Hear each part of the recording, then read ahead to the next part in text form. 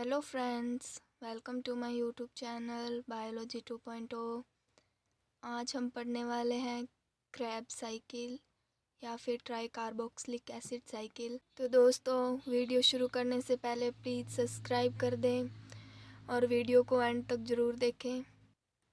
Krebs cycle पढ़ने से पहले मैं आपको किण्वन के बारे में थोड़ा सा बताना चाहती हूँ। किण्वन की छोटी सी डेफिनेशन है: जीवाणुओं और कवकों में होने वाला अनॉक्सी श्वसन जिसके अंतर्गत ग्लूकोज का अपूर्ण ऑक्सीकरण होकर CO2 गैस व अल्कोहल बनते हैं, किण्वन कहलाती है। तो दोस्तों, मैं आपको किण्वन के बारे में पहले भी बता चुकी हूँ। तो ये किण्वन में क्या बोल रहा है कि जो ग्लूकोज है उसका पूर्ण रूप से ऑक्सीकरण नहीं हो पाता है, पूरी एनर्जी भी नहीं रिलीज हो पाती है। ये जो किण्वन प्रक्रिया है या फेर्मेंटेशन है, ये भी दो प्रकार की होती है। जैसे जो जंतु होते हैं उनमें अलग होता है और जो पेड़ पौधे होते हैं उनमें किण्वन की जो प्रक्रिया अलग होती है। ग्लूकोज से हमारा पायरुविक एसिड बनता है। इसमें तो ऑक्सीजन की ज़रूरत नहीं होती है। ये छोटा सा प्रोसेस क्या कहलाता है? हमारा ग्लाइकोलाइसिस। इसमें 2 ATP का निर्माण होता है और इससे आगे जब ये पायरुविक एसिड बन जाता है, इसके आगे हमें ऑक्सीजन की ज़रूरत होती है। जो सामान्यतः जो जीव जंतु होते हैं जिनको ऑक्सीजन की ज़रूरत होती है श्वसन क्रिया के लिए, उनके अंदर तो ये पायरुविक एसिड ऑक्सीजन की उपस्थिति में ये पायरुविक एसिड क्रैब साइकिल द्वारा CO2 बनाता है और एनर्जी रिलीज करता है। लेकिन ये पायरुविक एसिड ऑक्सीजन की अनुपस्थिति में भी दो प्रकार की रिएक्शन दिखाता है। जैसे जो प्राणी होते हैं उनके अंदर ये लैक्टिक एसिड बनाता है और NADP और H+ हमें रिलीज़ करता है। लेकिन जो प्लांट सेल होती हैं उनके अंदर जब ये ऑक्सीजन की अनुपस्थिति में रिएक्शन होती है तो अल्कोहल का निर्माण होता है। तो ये हमारा छोटा सा किण्वन का डायग्राम था। आई होप आपको समझ में आया होगा। तो आगे शुरू करते हैं क्रैब साइकिल। अब तक आपने क्या पढ़ा था कि जो ग्लूकोज है, ग्लूकोज आगे टूट के हमारा पायरुविक एसिड बनाता है। तो ये रिएक्शन हमारी क्या कहलाती थी? ग्लाइकोलाइसिस। अब हम देख रहे हैं कि ऑक्सीजन की उपस्थिति में ये पायरुविक एसिड आगे काफ़ी एंजाइम्स की सहायता से आगे बहुत सारे पदार्थों में टूटता है और आगे हमारा ये प्रोसेस चलता है जिसके दौरान CO2 और जल का निर्माण होता है। आइए देखते हैं। जो हमने ग्लाइकोलाइसिस से पायरुविक एसिड बनाया था वो आगे एक CO2 अणु का त्याग करके एसिटल को एंजाइम में बदल जाता है। पायरुविक एसिड में कितने कार्बन होते हैं दोस्तों? तो इसमें 3 कार्बन होते हैं। 3 कार्बन वाले 2 अणु पायरुविक एसिड के बनते हैं। हमारे ग्लाइकोलाइसिस की एक साइकिल में 2 पायरुविक एसिड के अणु बनते हैं। तो हम एक अणु के बारे में पढ़ रहे हैं। पायरुविक एसिड का फॉर्मूला है C3H4O3।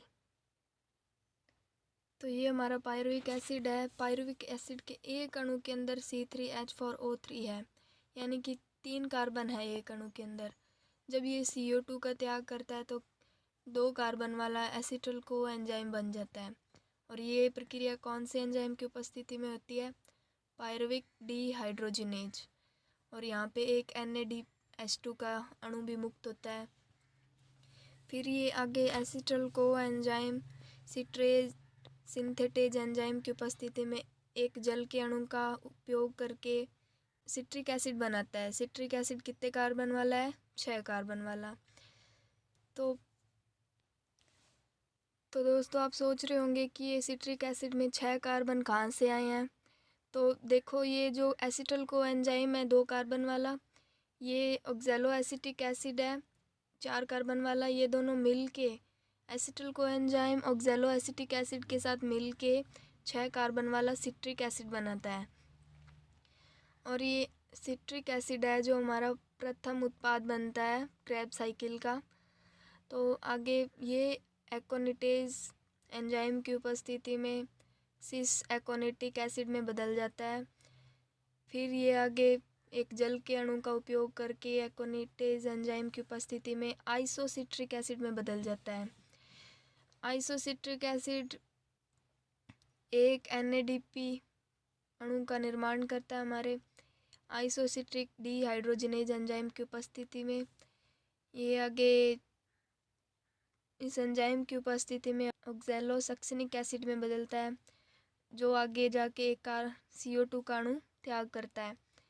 और ये जो रिएक्शन डी कार्बोक्सिलेज एंजाइम की उपस्थिति में होती है, ये आगे अल्फा कीटोग्लूटेरिक एसिड में बदल जाता है।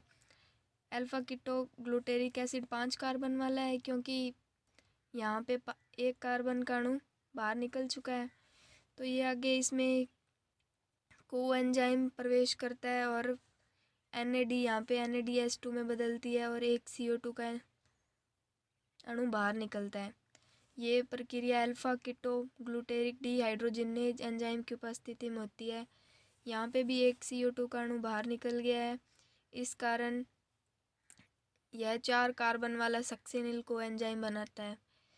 कोएंजाइम क्यों बना? क्योंकि यहाँ पे कोएंजाइम एंटर किया है इसके अंदर।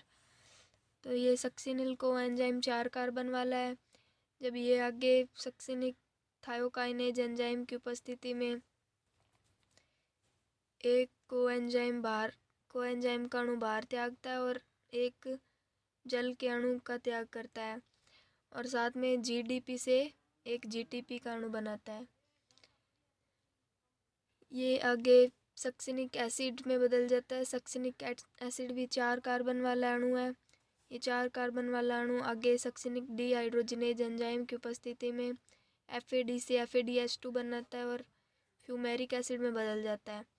फ्यूमेरिक एसिड भी 4 कार्बन वाला अणु है, क्योंकि यहाँ पे किसी कार्बन का भी त्याग नहीं किया गया है। ये फ्यूमेरिक एसिड आगे फ्यूमेरेज एंजाइम की उपस्थिति में एक जल का अणु यूज़ करता है और मैलिक एसिड में बदल जाता है। मैलिक एसिड 4 कार्बन वाला है। ये मैलिक डीहाइड्रोजिनेज एंजाइम की उपस्थिति में एक NADH2 अणु बनाता है और ऑक्सैलोएसिटिक एसिड में बदल जाता है, जो 4 कार्बन वाला है। फिर आगे वही process oxaloacetic acid acetyl coenzyme के साथ मिलके सिट्रिक एसिड बनाता है, और ये साइकिल इसी दौरान चलता रहता है। और यहाँ पे CO2, ATP, NADP ये जितने भी अणु हैं, ये सब का निर्माण होता है। तो यहाँ पे देखो, एक साइकिल के दौरान हमने कहाँ कहाँ पे CO2 मिली है। एक तो यहाँ पे ऑक्सैलोसक्सिनिक एसिड से CO2 बनी है, एक हमारी यहाँ पे अल्फा कीटोग्लूटेरिक एसिड से CO2 निकली है बाहर, और एक ऊपर पायरुविक एसिड से एक CO2 का अणु बाहर निकला है। तो यानी क्रैब साइकिल के अंदर हमें कुल 3 CO2 के अणु को त्याग करना पड़ता है। तो इस साइकिल के दौरान हमने कितनी ATP यूज़ किया है या कितनी ATP हमें प्राप्त हुई है, वो हम देखते हैं आगे। दोस्तों, मैं आपको ग्लाइकोलाइसिस में ATP प्रोडक्शन नहीं बता पाई थी, तो मैंने इसी में ऐड कर दिया। मैं अभी आपको बताऊंगी कि ग्लाइकोलाइसिस में हमने कितनी ATP बनाई थी। पहले देखते हैं कि क्रैब साइकिल में हमने टोटल कितनी ATP बनाई है। फर्स्ट हमने NADP 4 जगह हमने NADP बनाई है। चलो देखते हैं 4 जगह कहाँ NADP है। फर्स्ट यहाँ देखो, पायरुविक एसिड से एसिटल को एंजाइम बनते टाइम एक NADPH2 बन रहा है। और सेकंड, ये आइसोसिट्रिक एसिड से ऑक्सैलोसक्सिनिक एसिड बनते टाइम एक NADH2 का अणु बन रहा है। और थर्ड, हमारा अल्फा कीटोग्लूटेरिक एसिड से सक्सिनिल कोएंजाइम बनते टाइम एक NADH2 यहाँ बन रहा है। और लास्ट हमारा ऑक्सैलोएसिटिक एसिड बनने से पहले बन रही है। तो कुल मिला के हमने 4 NADH2 के अणु बनाए हैं। और देखते हैं कि इसमें एक FADH2 का अणु भी बन रहा है यहाँ पे सक्सिनिक एसिड से फ्यूमेरिक एसिड बनते टाइम, और यहाँ पे हमारा सक्सिनिक कोएंजाइम से सक्सिनिक एसिड बनते टाइम एक GDP का अणु भी बन रहा है। तो आगे देखते हैं इससे कितनी ATP बन रही है। तो दोस्तों, NADPH2 के 4 अणु हमने एक साइकिल में बनाए हैं। तो जैसा कि मैं आपको बता चुकी हूँ कि जो पायरुविक एसिड होता है उसका एक अणु C3H4O3 है। ग्लाइकोलाइसिस में ग्लूकोज से हम शुरू करते हैं C6H12O6। तो यहाँ पे 6 कार्बन है। एक ग्लूकोज का अणु जब टूटता है पायरुविक एसिड में तो 3 कार्बन वाले 2 पायरुविक एसिड के अणु बनाता है। तो हमने ग्लाइकोलाइसिस में 2 पायरुविक एसिड के अणु बनाए थे। तो हमने अभी क्रेब्स साइकिल में देखा एक ही पायरुविक एसिड के अणु का हमने यूज़ किया है, जिसके अंदर क्या था, एक साइकिल के अंदर 4 NADH2 के अणु बन रहे हैं।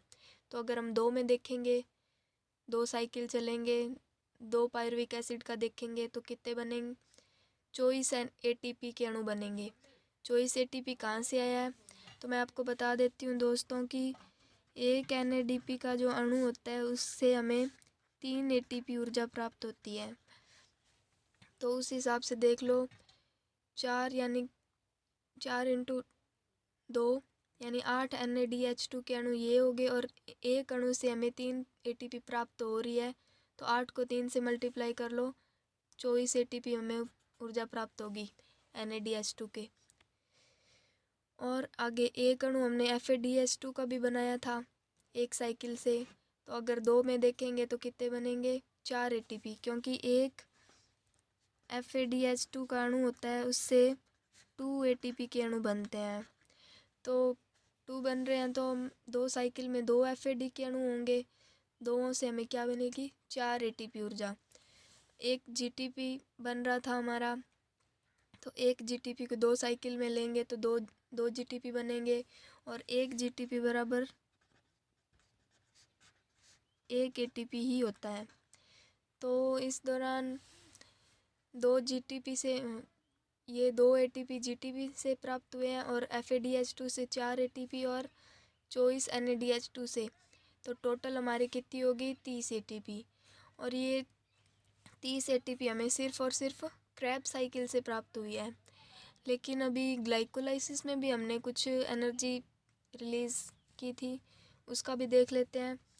ग्लाइकोलाइसिस में हमें टोटल 8 ATP मिलती है। तो टोटल जो रेस्पायरेशन है उसके एक साइकिल के दौरान हमें कितनी ऊर्जा प्राप्त होती है, 38 ATP। दोस्तों कंफ्यूज होने की ज़रूरत नहीं है, मैं आपको बता देती हूँ कि ग्लाइकोलाइसिस में हमें 8 ATP कैसे प्राप्त हुई है। तो ये देखो, फर्स्ट हम ग्लूकोज से ग्लूकोज 6 फास्फेट बनाते हैं, तब एक ATP का यूज़ हो रहा है। यहाँ पे ADP बन रही है तो इसका मतलब है यूज़ हो रहा है एक ATP का। और यहाँ पे देखो, फ्रक्टोज 6 फास्फेट से फ्रक्टोज 1,6 डाईफास्फेट बन रहा है, तो यहाँ पे भी हमारी एक ATP ADP में बदल रही है। इसका मतलब है कि ऊर्जा का यहाँ पे भी यूज़ हो रहा है। तो हमारी टोटल 2 ATPs का यूज़ हो चुका है। आगे देखते हैं। आगे यहाँ पे 1,3 डाईफास्फोग्लिसरल्डिहाइड से 1,3 डाईफास्फोग्लिसरो एसिड बन रहा है, तो इसके अंदर हमें 2 NADPH2 के अणु बन रहे हैं यहाँ पे, यानी कि एनर्जी रिलीज कर रहा है। तो आपको पता ही है 2 NADP के अणु यानी कि 6 ATP। और आगे देखो यहाँ पे 1,3 डाईफास्फोग्लिसरिक एसिड से आगे 2 ATP का निर्माण हो रहा है। फिर आगे यहाँ पे 2 फास्फोइनोल पायरुविक एसिड से हमारे 2 ADP से 2 ATP बन रहे हैं। तो यानी कि 2 ATP यहाँ पे और 2 यहाँ पे है, 4 हो गए, 4 ATP, और 6 ATP हमने NADPH2 से प्राप्त किया है।